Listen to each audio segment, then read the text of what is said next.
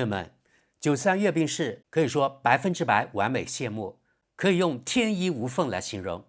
除了中国，任何国家我觉得都办不成如此规模、兵种如此多样、武器如此多款的阅兵式。前几个月我们看到了特朗普检阅的美式阅兵式，那个拉胯呀，有点像德国科隆的狂欢节游行，而且规模比科隆狂欢节要小得多。另外，无聊的更多。北京的阅兵式带来的震撼是无法用言语来形容的，各种闻所未闻的新式武器足以让西方某些国家吓出心脏病来。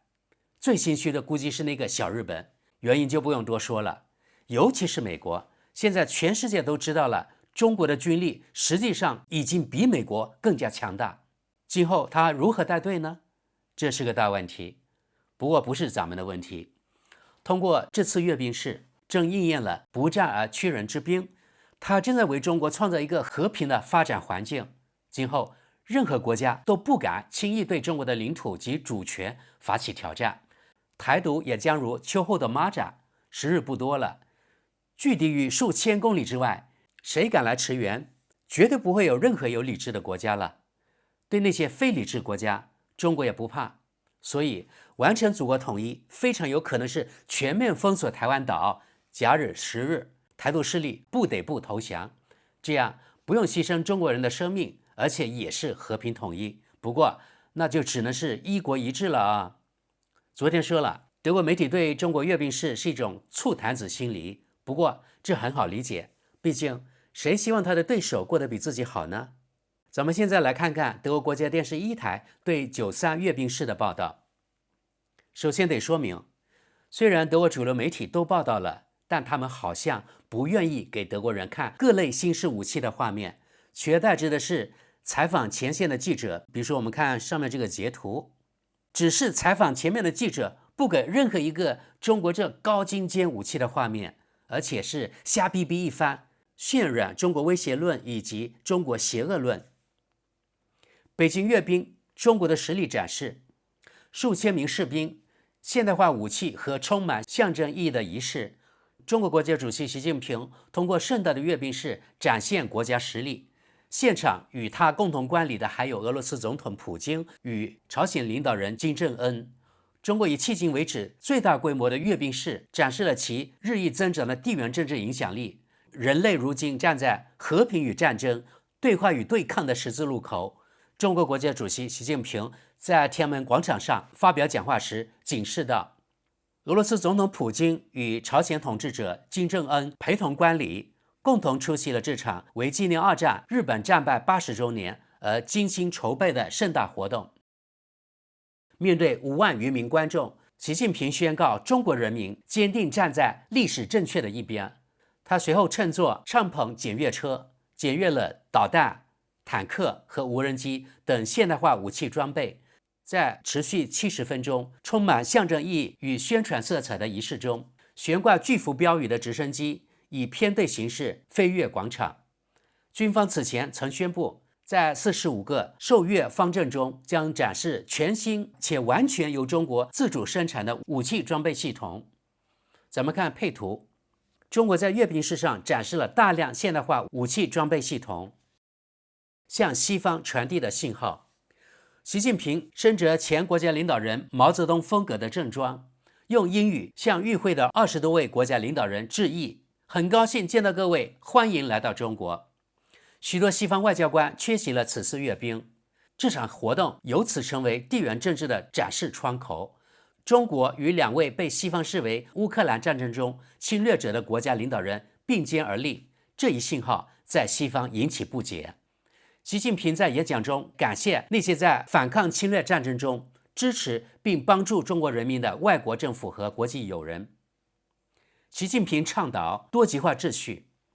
朝鲜领导人金正恩首次亮相多边重大场合，这是66年来朝鲜领导人首次出席中国阅兵式。本周初，中国国家主席在地区安全峰会上提出世界新秩序的愿景，呼吁共同反对霸权主义和强权政治。普京在访华期间出席了于天津举行的上海合作组织峰会，会上普京与印度总理莫迪携手示好。并与习近平相谈甚欢。中国国家主席倡导构建公正的多极化秩序。特朗普暗示存在阴谋论。这场被称为胜利日的阅兵活动正值中美关系持续紧张之际。美国总统特朗普在真理社交平台上写道：愿习近平主席与伟大的中国人民度过精彩难忘的庆典日。当你们密谋对抗美利坚合众国时，请代我向普京和金正恩致以最诚挚的问候。特朗普质问习近平是否在讲话中提及美国在抗击日本侵略者时给予中国的支持。许多美国人为中国的牺牲与荣耀献出了生命，他希望这些牺牲能得到尊重。在此前接受电台采访时，特朗普被问及是否担心中俄形成对抗美国的轴心联盟，他回应称：我毫不担心，我们拥有世界上最强大的军队，他们绝对不敢对美军动武，相信我。这位美国总统此前曾表示，不将阅兵视为挑衅，并强调自己与习近平保持着非常好的关系。 Very good, very good。 对北京历史解读的批评。北京通过此次阅兵活动触及历史阴暗篇章。类似规模的阅兵于10年前首次举行，官方将此次阅兵命名为纪念日本侵略终结。日本于1937年侵华，战争持续至1945年，造成中国100万计的军民伤亡。当时国民党人与共产党人虽达成抗日统一战线，但彼此互不信任。日本投降后，国共内战再度爆发。1949年，共产党取得胜利，毛泽东在北京宣告中华人民共和国成立，而国民党政权退守台湾。由于1945年中华人民共和国尚未成立，这一点至今仍被用作批评北京对战争时期表述的理由，尤其在自行治理但被北京主张为其领土的台湾。好，报道就那么多。隔了几个小时，德国电视一台又发表了一篇他们驻上海的记者发表的咄咄逼人的、充满冷战色彩的评论文章。习近平、普京和金正恩反西方三人帮。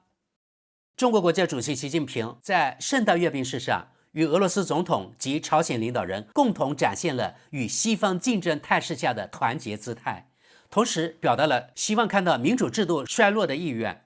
朋友们，反正整篇评论文就是狗嘴里吐不出象牙，满满的冷战意识形态文章。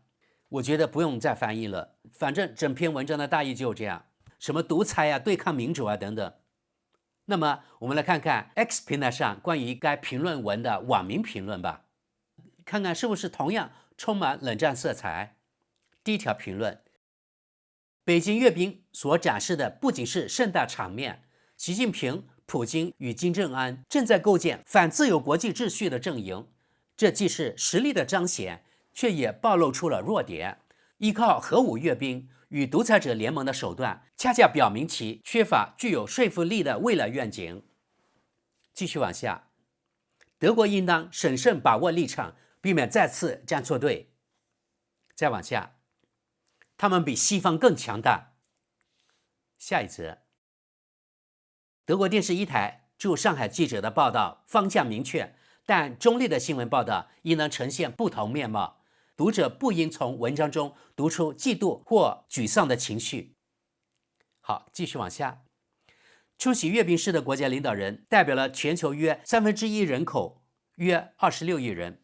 西方阵营的影响力正在逐渐减弱。再往下，该评论文章作者提出的主张缺乏事实依据，尤其未能意识到印度、巴西、南非等西方体制影响的民主国家也参与构建新世界秩序。所谓中国、俄罗斯等国希望看到民主制度衰落的说法完全站不住脚。下一则，错了，你们这些左派煽动者，这是对你们这些西方战争贩子、入侵者和帝国主义者的制衡，因而恰恰是你们的救赎。再往下，这显然令你们极度愤怒，这显然令你们极度恼怒。你们不过是以另一种方式展示团结，就像不久前在白宫的场景如出一辙，只是形式不同罢了。难道你们真以为自己能够为所欲为？下面这位网友说话基于这样的背景：不久前，欧盟委员会主席冯德莱恩访华，没有任何中国官方欢迎仪式，而是由机场大巴把他们一行人直接送到与中国有关领导会晤的地方。所以呢，这位网友才这么说。而且没有参加阅兵的外国嘉宾被机场大巴接走，很快欧盟政客就会庆幸，若是国事访问时能坐上运垃圾的车辆，便已属万幸。继续往下，中国人并未战胜日本，这又是令人作呕的历史谎言之一。俄罗斯并未击败德国，真正战胜国是苏联，其成员包括乌克兰人、白俄罗斯人等各族军民。再往下，过去20余年，我们德国的执政当局始终采取反西方的政策立场。下一则，朋友们，该文章前面提到，习近平、普京、金正恩三人帮希望看到西方民主衰落，于是这位网民就问：哪门子民主啊？难道是由业余政客们拙劣表演的民主吗？是老百姓过去乃至现在持续遭受欺瞒诈骗的民主吗？可见这位网友对西方的所谓民主非常的不满。好，继续往下，这下可好了，眼看着要变成冷战2.0了，威权势力再次抱团，但是对自由与民主而言绝非吉兆。各位，现在我们来看看德国《时代报》的报道，中国欢迎朝俄领导人参加阅兵式。习近平在北京在普京和金正恩面前检阅了新型武器系统，此次阅兵被视为这些团结的象征。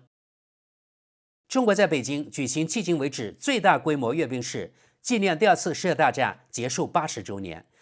中国国家主席习近平在纪念抗日胜利80周年讲话中表示，人类今天再次站在和平与战争、对话与对抗的抉择关口，强调中国人民坚定站在历史正确的一边。随后，中国国家主席乘坐敞篷检阅车，在5万余名观众前检阅了导弹、坦克和无人机等武器装备系统。军方此前宣布，45个受阅方阵中将展示全新且完全由中国自主生产的武器。在持续70分钟、充满象征意义和宣传色彩的仪式中，悬挂巨幅标语的直升机以偏队形式飞越广场。出席阅兵式的嘉宾包括俄罗斯总统普京与朝鲜领导人金正恩。活动开始前，习近平与2位贵宾握手交谈，但官方媒体仅释放少量3人同框画面。外国记者被要求保持距离且禁止拍摄。此次阅兵是3位领导人首次共同公开亮相，被视为3国团结的象征。这些国家因在持续3年半的俄乌战争中所扮演的角色，正遭受德国、美国等乌克兰盟国的国际孤立。特朗普展现淡定姿态。美国总统特朗普在其社交平台真理社交回应道，质疑习近平是否会在讲话中提及美国在抗击日本侵略者时对中国的支持。他强调，许多美国人为中国的胜利与荣耀献出生命，希望这些牺牲得到尊重，同时以讽刺语气表示，在你们密谋对抗美利坚合众国时，请代我向普京和金正恩致以最诚挚问候。会晤前，美国总统曾表示对中俄形成针对美国的联盟毫不担忧，但特朗普近期对普京显露出失望情绪，因其推动的乌克兰和平进程进展停滞。此外，这位美国总统还威胁就中国进口俄罗斯石油施加惩罚性关税。除普京与金正恩外，另有逾20国政要出席北京阅兵式，包括白俄罗斯领导人卢卡申科。欧盟及北美政治人物多数缺席，但据中方表示，斯洛伐克总理佐菲与塞尔维亚总统武契奇计划参与，这2位政治人物均奉行亲俄政策。金普会后续，朝俄领导人举行会谈。据俄罗斯总统府消息，阅兵式结束后，金正恩与普京在北京钓鱼台国宾馆进行了会晤。此次普京访华行程持续数日，期间出席了在天津举行的上合组织峰会。峰会上，普京与印度总理莫迪携手示好。并与习近平相谈甚欢。金正恩已于周二抵达北京。这位来自国际社会普遍孤立国家的领导人极少进行外访。根据官方记录，他上次访问这个朝鲜最重要支持者中国是在2019年。金正恩在乌克兰战争中扮演着重要角色，他已向普京的侵略战争派遣超过1.5万名士兵支援。2024年，朝俄签署军事协定，而朝鲜与中国之间也存在类似协议。中国推行外交政策目标，中国今年第2次举行纪念2战战胜日本阅兵仪式，上次此类庆典是2015年，为纪念抗战胜利70周年。北京上次大型阅兵于2019年举行，庆祝新中国成立70周年。据柏林莫卡托中国研究专家 Klaus Song 评估，北京通过此次阅兵主要追求外交政策目标。他指出，这是重新诠释2战历史记忆的平台。中国欲展现其已有足够实力，提出对历史与世界秩序的自主见解。好，各位，报道就那么多。可能大家也注意到了，这家媒体的报道似乎更有冷战色彩，因为遣词造句更具意识形态。时代报是德国中间偏左的媒体。好，我们最后看看网民评论。第一条评论：数十年来，我们持续以天然气交易向俄罗斯输送巨额资金，并向中国输出核心技术，而且至今仍在继续。如今，贪婪与短视正让我们自食恶果。继续往下，照片上的3个令人厌恶之人究竟能给世界带来什么？除了为巩固一己权力而存在的战争、死亡、武力炫耀与丑陋之外，和平总统特朗普的缺席令人瞩目。他恐怕正扰尽脑汁思考，该以何种重大让步换取明年出席阅兵的资格。为何我们这个拥有空前知识与文明的世界，竟会被此类人物所主导？再往下，那就让我们继续沉迷于廉价购物吧。这片土地上如今遍布物流中心，是我们的贪婪造就了中国的崛起。与这些国家的交易本来就如履薄冰，但嘿，贪便宜就是王道嘛。现在倒今而渔，中国突然全副武装了。这一切都是我们亲手造就，每一笔交易，每一次拼多多购物，每座外迁的工厂。难道我们真以为他们会突然高呼民主万岁？这种念头早就被彻底粉碎了。共产主义体系终将走向独裁，而独裁必滋生狂妄。欢迎来到美丽新世界。哦不，这剧情我们早就见识过了。德国知识点评，大家看到了吧？中国的崛起都是德国的功劳。对这些操德语的读者来说啊，中国的崛起都是德国的功劳，因为他们那一点点在拼多多海外版上面的购物呀，或者在阿里速卖通的订单呀，让14亿中国富裕起来了。但他们从来不会去换位思考，比如德国汽车产业过去40年在中国赚了多少钱？如果按他们的逻辑，那么是不是中国造就了无数个德国？你们说是不是？好，继续往下。中国正朝着多极化世界中的强者迈进，并终将在经济领域超越美国，成为其主要竞争对手。而特朗普却无意中成为这一进程的最大推手。其激进关税政策正将许多非西方阵营国家直接推向中国敞开的怀抱。欧洲迄今未能对此发展态势给出令人信服的应对方案。德国知识点评：欧洲有屁应对方案啊！唯一的方案是冯德莱恩大妈与大漂亮签订的卖国协议，那就是前段时间签订的购买好像是6500亿欧元大漂亮液化天然气，以及在大漂亮国那里投资7000亿美元。好，再往下，3位独裁者意图改变世界格局，一位是受国际刑事法院通缉的战犯，一位是被指应对国内数百万人饥荒负责，第3位则被指控正在策划下一场侵略战争。德国知识点评：他这里肯定是指习近平正在策划一场侵略所谓台湾的战争。然后这位网民继续说，这般景象折射出怎样的国际现实呀？中国作为我们最重要的伙伴之一，这种关系又该如何解读我们自己呢？好，下一则。这是授予特朗普诺贝尔和平奖的一个理由，他成功强化了印度、中国、朝鲜与俄罗斯之间的友好关系。只可惜啊，同步削弱了西方国家联盟。继续往下，对距离柏林仅10小时车程的国家发动战争，并非抽象的地缘政治博弈，而是对欧洲安全的直接威胁。俄罗斯对乌克兰的侵略战争，并非源于误解，更非由北约所谓的威胁所挑起。恰恰相反，俄罗斯怀有明确目标，那就是企图掌控乌克兰经济发达的东部地区，乃至吞并乌克兰整个国家。中国官方自称行为中立，实则持续深化与俄罗斯的经济合作。中国企业提供物资、技术及军民两用产品，这些物资均可能被用于军事用途。通过这种方式，中国虽间接却实际性地助长了俄罗斯对乌克兰平民的战争持续能力。真正的中立不应如此。事实上，中国已站在侵略者一侧。这场战争不仅是对乌克兰的袭击，更是对欧洲和和平秩序与国际法准则的攻击。任何在经济、技术或政治上支持俄罗斯的行为，都是在延长战争进程，加剧数百万人苦难的共犯。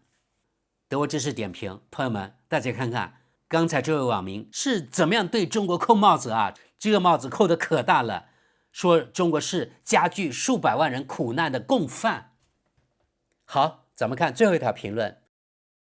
中国在二战中承受了1650万平民丧生的悲痛，苏联则损失了1420万无辜公民，这些生命皆陨落于德日两国的毁灭性侵略战争之中。